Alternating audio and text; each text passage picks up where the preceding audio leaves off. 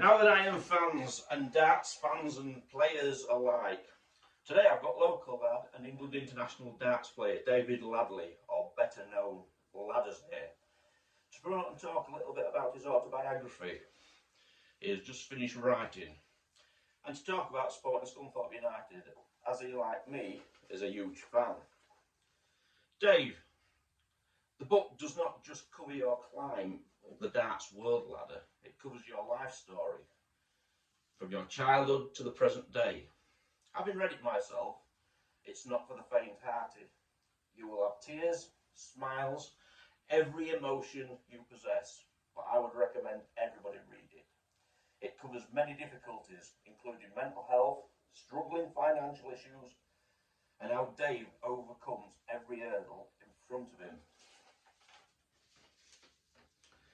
Dave, what do you feel is your greatest achievement in life? Is it your lifetime dream of playing for England, or how you overcame so many obstacles in life while climbing all those ladders? So, I think, thanks for having us for a start. I think it's a really good opportunity for me to promote the book. You're very welcome. The greatest achievement, if I had to choose between them two, it's obviously following a dream and climbing the ladders, but I think my greatest achievement really is the family and the values that I've instilled within my family, that I've obviously learned from my parents and then instilled them in my children, and I see it going forward in years to come. So my proudest achievement through life is really that, the values. To be fair, you could probably put them both on an equal footing, you know. Reading the book from an early age, it was your dream to be an England international. You reached that. Yeah, I did. Yeah. Through the obstacles in the book. Not giving too much away because we want people to buy the book, obviously. But the achievements are fantastic. But also, like I say, the achievements with your family and the struggles that you had were second to none. So you could class them as equal. Yeah. Enlighten us with those. Yeah. So when a few years ago, obviously everybody goes through the same sorts of things in their life. You go through your learnings and how you deal with that. You know, but years ago, I didn't have a penny to my name quite a lot of the time. I didn't. I had to work really hard and always try to recover whatever hit me. So you know the story. You've read the book, and I know we don't want to give too much away, but yeah, I think. Just the balance between work commitments, practicing for darts, because obviously there needs to be lots of practice, don't there? And so fitting that in, and then the financial issues, I suppose, when you're trying to track the cost implications of travelling all around the country to darts tournaments, etc. Massive.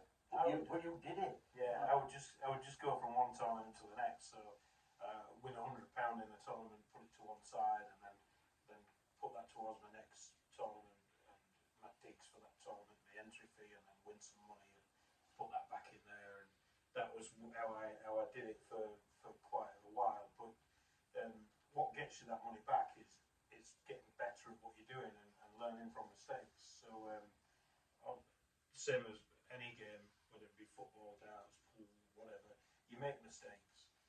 What the biggest downfall that a lot of players have in every sport is not learning from their mistakes, and probably been too pig-headed sometimes to realise that you've made a mistake. So I would, if I'd missed double 16 and I was under pressure and it was 3-2 and I rushed to the board, I need to be honest with myself and say, Dave, don't rush. The next time, don't rush to that double 16. Take that extra deep breath. Make sure that you can approach that properly and at least fully engage in throwing at the double and don't snatch it. So that's fantastic advice for anybody that's into any sport. It doesn't just count for darts. What advice, other than that, would you have to the viewers on how to reach their goals in life? So I've just touched on it there. Yeah. So you've got to have a goal for a start. I think some people don't have goals in life; they just like to go through life as it is. But I think you should always have a goal that you want, whether that's a house that you want, a car that you want, even a pet that you want, anything that you want. You've got to have that goal, and then how do you get that? And I'm talking there just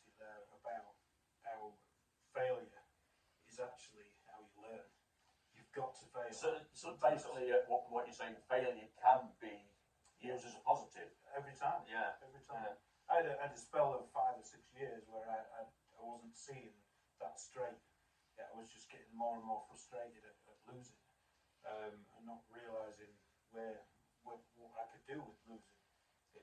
List down what you did right, because you've still done some things right when you've lost, but also list down what you've done wrong. Keep doing what you've done right and correct the wrong things, and you know what, you get better.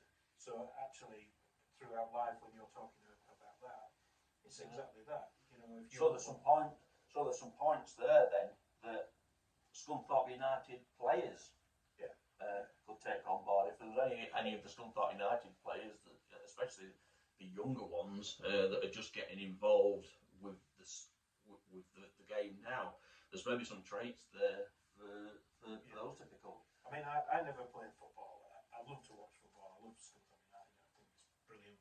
The journey that we've had just recently has been painful, but we're in a good position now, and I think we're moving onwards.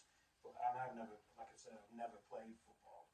But if I thought about football and darts in the same sort of area, it could be your approach to the game psychologically for a start, but it could also be something as easy as your first touch. If your first touch isn't right, but actually your drop ball that you're kicking in is actually working, then you need to keep doing that, the free kicks, make that work on your first touch. But sometimes you might be the best player in the world, and you know what, it's just in your day. Yeah, that's true. That's true. That happens. So as a United fan, are we going to get promoted? I believe we are. And I do as well. I'll put it on the record. Yeah. I believe we're going to get promoted. I think straight away, I don't think it'll be through the playoffs. I think we'll I have a finish vision of us getting that at home and not having to go away to Gloucester to win it on the last game. So I have a vision of us doing that, and big party time. That said, I've got to say we've got our hotel booked in Gloucester. You know, in anticipation of a weekend of celebration. Yeah. So yeah, we're maybe I hope preempting we it. don't go Yeah. to the quality. Yeah, I hope we're not preempting. Okay. Who was your favourite player, Dave?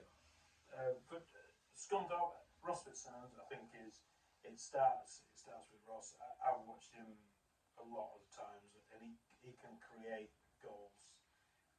His great throws that he puts out, or quick His spotting. distribution, his distribution of the ball is probably the finest quality, I would say. And his shot stopping. Yeah. So I like that. I think Evans works really well. I think he could certainly be playing at league football, either at League One or League Two level, definitely.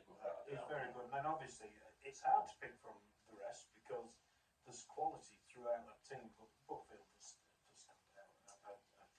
And I think that for the players around him, if you did read my book, and I have a section on there about what qualities I took from quality players, that's what them younger players can do with the time that they've got. Yeah. There. So that's some really good advice there from Dave. And believe you me, this man knows his stuff. As I've said, having read that book, it's opened my eyes to so many things. Lots of different issues, and it's just awesome. Right, Dave, your youngest daughter is also a Scunny fan as well. How can we as a club get more younger fans like Evie? Well, I've just seen this week that we put out that under 12s are free for the next home game. I'm not sure if that's going to be for the rest of the season or whether it's just the next home game. But that's the sort of initiative that we want, because that younger player won't necessarily come on their own. They'll bring an adult with them, and if they're pestering the parent to come along to Scunthorpe, then actually we get two people through the gate. We get the parent and the child. And what we really want, anybody wants this, is the first memory of football being Scunthorpe United. We don't want it to be. We definitely don't want it to be Grimsby. We definitely don't. But we don't want it to be. We don't want it to be Lincoln, Doncaster, Hull, Leeds. We really want the people from Scunthorpe, their first memory to be Scunthorpe, because that's what actually it then starts to grow. It's like, the academy's gone. We understand why, because of the financial implications, but it is very important that we can work towards that. And all of us as Scunthorpe United fans need to be thinking up ways that we can fundraise. And I know Dave's got some of his own ideas on that as well. We could possibly do a future video with that if, unless he's able to highlight any of them at the moment, or whether he's waiting. Yeah. There's one of the things we're talking about, and I don't know how it's going to come about in the future, the near future, is we would be doing a darts exhibition somewhere in Scunthorpe with nothing confirmed yet, no dates, no times, but it would include 3 people who've been playing in the World Championship just recently on the PDC, and myself, and probably some inclusion of some of the Scunthorpe football players.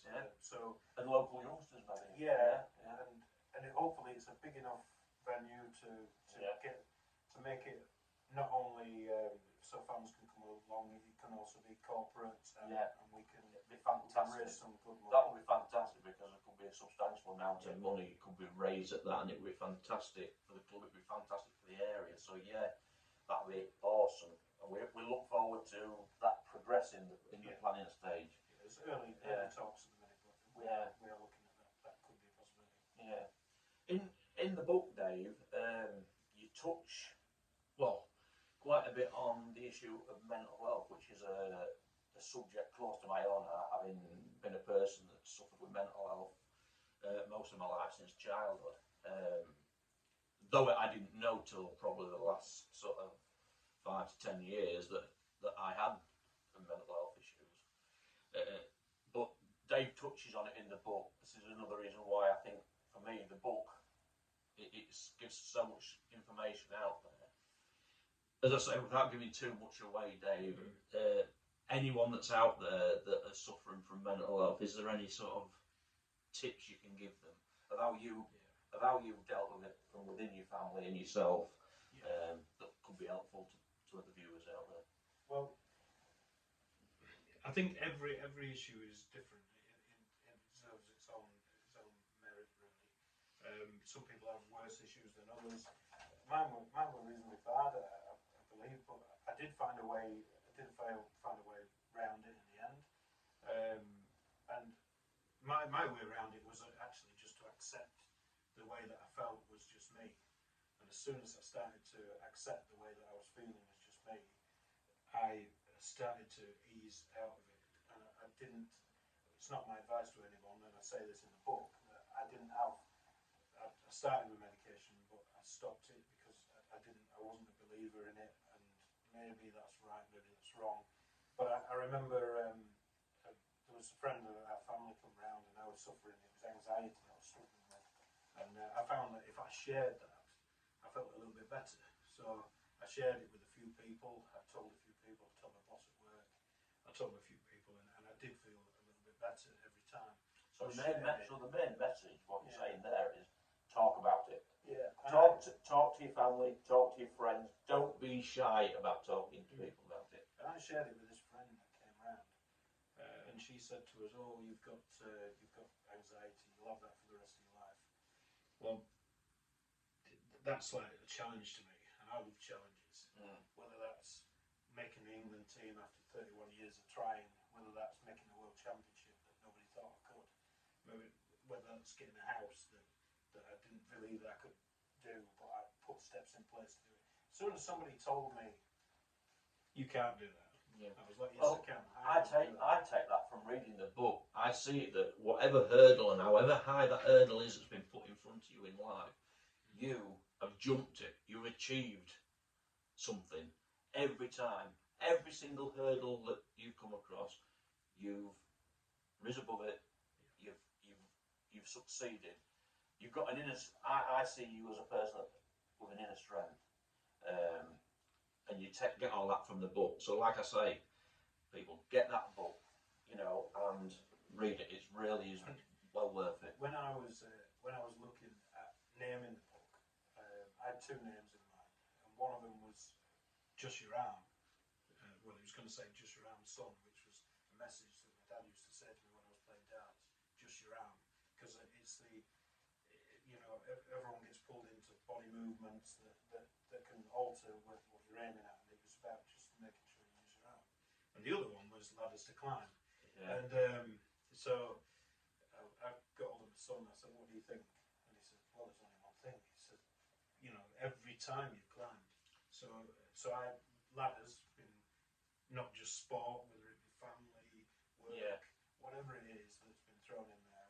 I think one of your greatest inspirations that we've not touched on was your late dad, who was a very well known character around this area, but he was a massive influence on you with your darts and everything else that you did in life. And it was, obviously it was a massive loss to you. But I would say this, that you would, with your achievements, not just in darts, but with your family and everything else that you've done, you would make your father very, very proud. I've got to say, for me, you're a local legend, and I'm proud to call you a friend.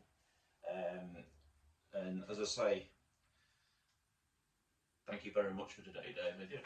Okay. Have you got anywhere where people can get the book from? So this is the book here, and I'm selling them still on eBay at the minute. I had an initial print of 350 copies. I've got 17 left at the minute, so I'm down to the last few. So I am going to have to send off and get another print soon. Am I right in saying you can get some? There's possibly some still left down at Glanford Park Club Shop as well. Like the club was selling the books. Yeah, there were. Yeah, the last time I went down there was 2 left. So I am going to have a trip down there and just. I've got to say I didn't get my copy from Glanford Park, but yeah. Yeah, and I just think that it's not everybody's cup of tea writing your own story. It's kind of one of the things that I wanted to do all my life. But when I set out to do something, I will do it. So I did it, but it's mainly to do with keeping family and friends memories alive. So all the way through this book, forever, will always be mentioned. And just one thing to shut off with, really, and that is the fact that I always believe that the time you actually die is the last time you're mentioned, and hopefully I'll be mentioned for many years. Quite a good point. Yeah, and I can say I don't think Dave will ever be forgotten, and this book will keep his legend alive. So yeah, and the family. So thank you very much, everybody. Take care.